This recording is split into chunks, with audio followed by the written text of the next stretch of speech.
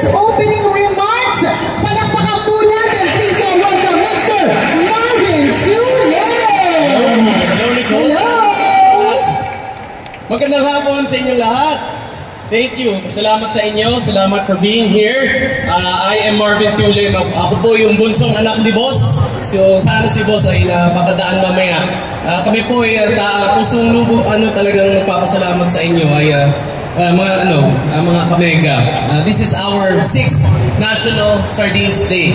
So 6 years na po namin ginagawa itong mga event na to. Napaka-importante itong events dahil alam naman natin ang sardinas po ay napakahalaga sa isang buhay ng Pilipino. Mayaman ka man, mahirap ka man, kumakain po tayo lahat ng sardinas sa buong mundo. Lahat ng mga Pilipino ay kumakain ng sardinas. Meron tayong 5,000 empleyado sa Mega. At lahat kami, araw-araw nagpupursige para makagawa ng sardinas para sa inyo. 2 to 3 million cans po ang ginagawa ng Mega per day para sa taong bayan. Ang alam naman natin, ang sardinas po ay isa sa pinakamura at pinakamasustansyang produkto para sa ating lahat.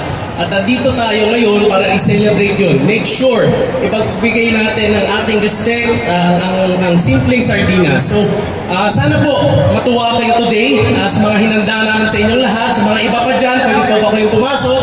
Salamat rin sa pagkatakili sa aming mga produkto. Marami tayong booths dyan, marami tayong papremyo, at napaka-importante, marami tayong pa-artista na pupunta dito at magbibigay ng saya sa atin lahat. Again, sana po mag-enjoy ngayong lahat.